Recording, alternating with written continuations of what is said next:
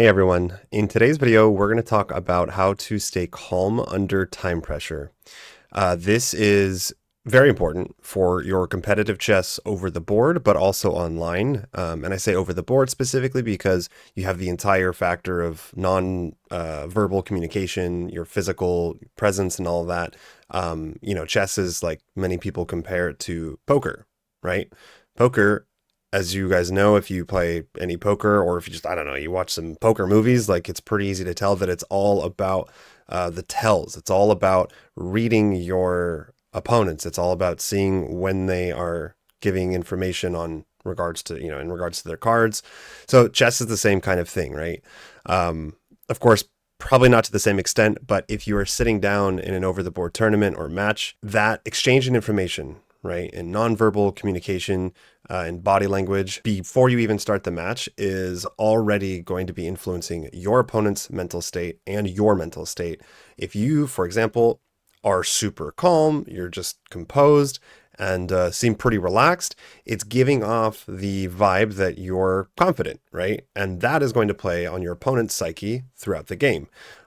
Same thing for, your opponent on your own psyche. You guys might have played someone who was super stressed or anxious or seemed like maybe they're just kind of strange. You didn't understand the signals you were getting from them, let's say. So anyways, this is very, very important. And we're going to talk about how to stay calm under pressure. So I had the idea for this video because in one of the games of a recent tournament, one game in particular, I noticed that the psychological factor really, really became increasingly important because it was down to a time scramble and the position was very, very intense. And I'm going to show you guys the game in a second here. And my opponent at one point was basically, it seemed like hyperventilating. Like he was a younger kid, maybe 16, 17. And you could tell the nerves were getting to him, right? He was feeling the pressure. That's where the idea came from. And that's why I figured I'd do a video on this to try to help you guys in any way that I can. Maybe you guys are watching this and you're like, I don't have problems with this. I do very well under pressure. Great. You still might learn something here. But if you are someone who thinks you might benefit from certain techniques to help calm your nerves and stay composed under pressure, then this video is also for you. Okay, so let's get started. First of all, what we are doing is basically borrowing from Zen Buddhism and other spiritual practices, techniques that a lot of people just think of as meditation. It's a little bit more complicated than that because most people just have the image in their mind of sitting down and meditating and that being meditation, but that's not the only form and that's not the only way that you can implement it. So we are borrowing from very old traditions, and one thing that those traditions, such as Zen, is very, very good at is focusing in a way that's like laser sharp, right? It's incredibly difficult if you guys have ever tried to sit down for let's just say like 45 minutes, let alone an entire day, just sitting and breathing or whatever your practice is. You kind of become aware that your mind just goes everywhere. Your thoughts goes everywhere. After enough practice, you learn to kind of tone all that down and just, almost like it's a background noise remover. You bring all that background noise down in your body in terms of your breathing and all your inner functions, but also just your thoughts and your emotional state. So we're kind of harnessing that skill, which is somewhat normal, but I would say in the realm of like chess and sports and stuff can actually be almost like a superpower. So we're borrowing that to learn how to just stay calm under pressure. So I'm going to pull up the game that I played for you guys, and I'm just going to walk you guys through this. I'll kind of comment as we go along. But this was kind of an interesting game. Well, this was a very interesting game, as you guys will see. We had a London system versus King's Indian. I take here, okay. He takes with his knight, and I take back. And here I am like, I'm still sitting at the table, right? And I'm like, what is going on? And first thing that comes to my mind is, no way does this work. He's just sacking a whole rook. Like, I don't understand this. So I took the rook with my bishop without calculating too much. Now I wouldn't necessarily advise that either, but I took with the bishop. He took back, and at this point, I remember in the match, I got up and like went to the bathroom, Came back to this move. I see the bishop, and I'm like, okay, this does not work. I underestimated my opponent for sure. I underestimated the attack, because when I came back, I was so convinced that, like, there's no way that this works. First he sacks a rook, and then he's sacking another bishop. Like, no way can this work. Actually, this is a brilliant move. It's weird because the computer seems to change its mind on this move, whether it's brilliant or not, but now it's saying it's a brilliant move. I should have taken longer, and I didn't. I didn't really believe in the attack, and I played some pretty bad moves here that led to a very dangerous attack. After Queen H4, that was when I was like, uh-oh, I think I'm in big trouble, or I'm downright getting mated. I don't think I can stop checkmate. I did find from here on out the best continuation, which was F4, and then basically I had to take with a rook. Again, guys, I'm not going to go too much into like the technicalities and the chess aspects of this game. I just want to show you the game because it was very intense. We already have two brilliant moves, one by him, one by me. And at this point, I trade everything off. I'm just like, I'm like a piece up. I'm going to trade everything. And I also kind of underestimated the number of pawns, but we end up in this position. Okay. And here still, I'm thinking, I'm good. I'm winning this. That, by the way, might be somewhat delusional, let's say, or just somewhat misleading, but I do think it's better to be overly confident sometimes and, you know, be realistic. But I think it's also okay to be like, I got this, or I'm winning, or I'm better. Because even if you're wrong, at least you'll play differently, more likely better than if you were to tell yourself, oh God, I'm losing this. Oh, you know, I might as well just give up. So I thought that I was winning here. The game keeps going on, and about here is when I was like, oh, maybe not. These pawns, there are 3 pawns, and those boys are going to get rolling soon here. So rook over here, I had to be very careful I didn't get forked up, and we trade the rooks. And now is where the nerves kick in. I don't remember exactly the time that I was at here. I know that I was at a much lower time. So keep in mind, guys, this is the game, but the physical environment and the context of this match right now is that my opponent has way more time than I do on the clock. I do tend to, I can have time struggles. I'm known to do that every now and then. But in particular with over the board chess, I would say that I handle it pretty well. I stay pretty calm under the pressure, and that helps me to perform under pressure. I probably shouldn't get myself into that time pressure in the first place, but that's a issue for another video. So we get here, and now my opponent is like, okay, he starts really thinking and calculating because he's got to try to find a win here. And at this point, I knew I was losing. Like, I knew I was losing, but I kept playing, and thank God I did. G3, okay, king goes back, and here I was just pretty sure, like, all he's got to do, he's just got to push the pawns, and I'm getting mated no matter what. I didn't think that my knight would be able to get in time, and even if it did get over, I didn't think it would help. He starts going over towards these pawns, and, again, I'm literally down to a matter of minutes, like 2 or 3 minutes, I think, at this point. And there is increment, so I'm getting 30 seconds per move. And around this time, like right around here, my opponent is like almost shaking with anxiety. He's breathing, and it looked like he had maybe learned some techniques to try to calm his nerves, because he was, first he was almost like hyperventilating, kind of shaking, and then eventually started doing really long, deep breaths, like, almost a bit, for me, I would say it might be a little bit too much because, but that's just me. I know that there's different ways to go about this. I generally prefer to, slow down the breath, even if it feels like you're kind of suffocating at first. Anyways, so he's like clearly going through it, and feeling the pressure. I'm staying pretty calm, and I do think that I would not have managed to get the outcome that I did in this game if it weren't for that. Certainly not with the time pressure. So I get my knight in here, and it looks like now this is actually going to be okay, because I'm going to eat the pawns, and it's just a question of, can I get my king over and my knight over in time to take those 2 pawns. And by this moment here, I was almost certain that it was a draw, and I was super happy and proud of myself, because I did need my opponent to blunder there. As you guys can see, like back here, let's see here, black is completely winning. Black's completely winning, and they had made some pretty big mistakes here, so I needed those mistakes to even have a chance. But the reason this was possible and the reason that my opponent might have made those mistakes is because he was like really feeling the nerves. Yeah, I can't say exactly what he was experiencing, but it was like nerves, heavy breathing, increased heart rate, all of it. And I was kind of just staying calm. And so I would not have been able to play like this if I were feeling the nerves as he were. There's no way I would have pulled that off.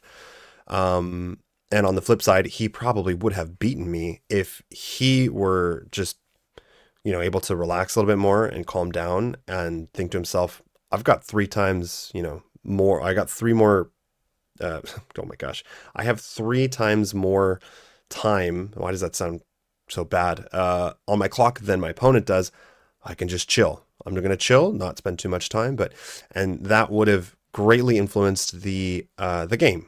So now is where we get to talking about how exactly to do this, how to stay calm under pressure. And this is where I'm going to sort of divert from the typical, breathing exercises, breathing techniques.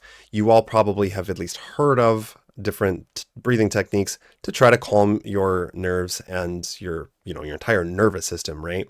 I'm not a med student or, a doctor, or I learned this stuff in school with your sympathetic nervous system and your parasympathetic.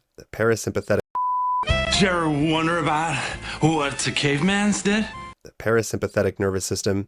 But basically, through breathing slower and lowering your heart rate, it's going to shift between your sympathetic nervous system and your parasympathetic nervous system. And if I recall, I think that the sympathetic nervous system, correct me if I'm wrong, guys, like put in the comments, your sympathetic nervous system is going to be activated more when you're in like fight or flight, or there's adrenaline going, and that's what you do not want. That is what you do not want in a chess match. Maybe in certain sports like the adrenaline, I don't know, if like fighting and UFC and that kind of stuff, MMA, maybe that is helpful. I'm not really sure, but for sure, with any practice where you are using your mind, you want to be as calm as you can. And that's going to do 2 things. That's going to not only convey to your opponent that you are confident, that you're calm, but also it's literally just going to impact the way that you're thinking, how fast you can find moves, tactics, your intuition. I've used a lot of these examples in other videos, but if you've ever taken an exam and had really bad test anxiety, you would know that the answers just don't come to you. If you're too stressed out, your brain is just not going to function the way it should be. It's not going to be optimal. And chess is a very, very demanding, interesting game where you need your brain, you need your mind functioning at its utmost if you're to beat your opponent. So all that is to say, there are breathing techniques. Simply breathing and calming down is going to help a lot. You can stop and take a few deep breaths. The difficulty with this is that basically your mind might still be there in the background thinking, okay, gotta breathe, right? And almost like my opponent was doing, where he was like trying so hard to breathe slowly that it was almost, making it worse, it seemed, on the surface at least. It was like, like a Wim Hof breathing method. Nothing wrong with that. I think it definitely might work. But what I want to show you guys is kind of like a shortcut, let's approach it through the back door and basically address the issue more at its core or at its root. And the issue, right, is that your anxiety and the pressure, the nerves is likely coming from your perception of the moment and the situation and what's happening. In your mind, your experience is, this is a super intense chess match. I have 2 minutes left or 3 minutes to win this. I've got to find the right moves, yada, yada, yada. And all of these are just bogging down your mind. All of these are just bogging down your mind and creating that sense of anxiety and that, that stress. What we want to do is basically just find a certain non-attachment to the results. It sounds easier said than done, but you have to not care so much whether you're going to win or whether you're going to lose. Now, another way that I might put this or describe this to you guys is getting out of your own way. And this is actually another video I'm going to probably make. The notion of get out of your own way. Stop trying to micromanage and control everything.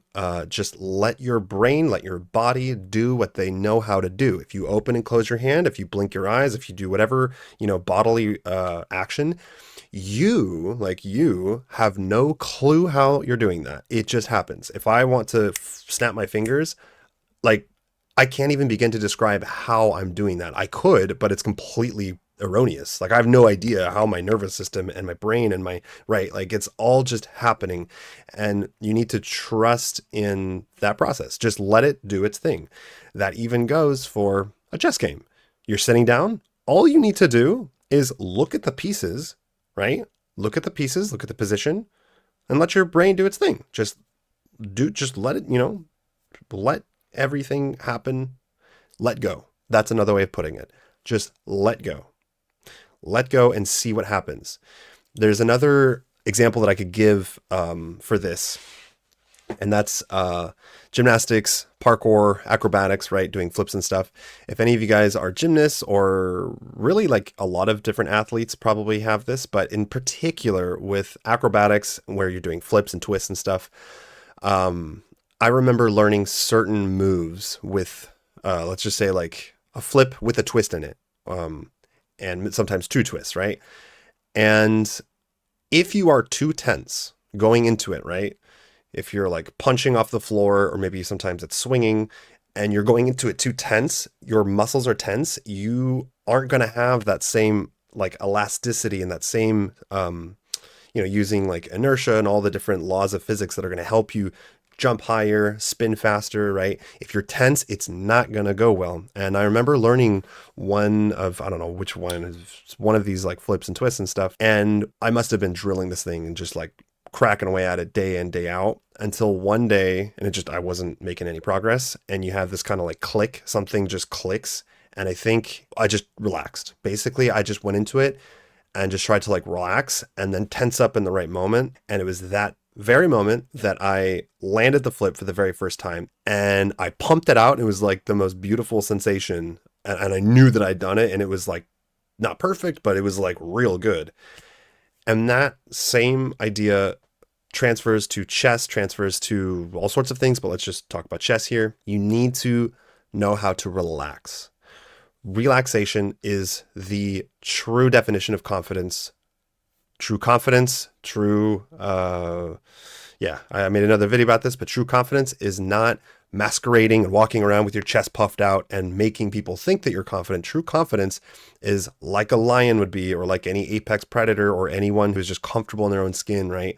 It's just you're relaxed, you're not perceiving threats from anywhere in the outside world.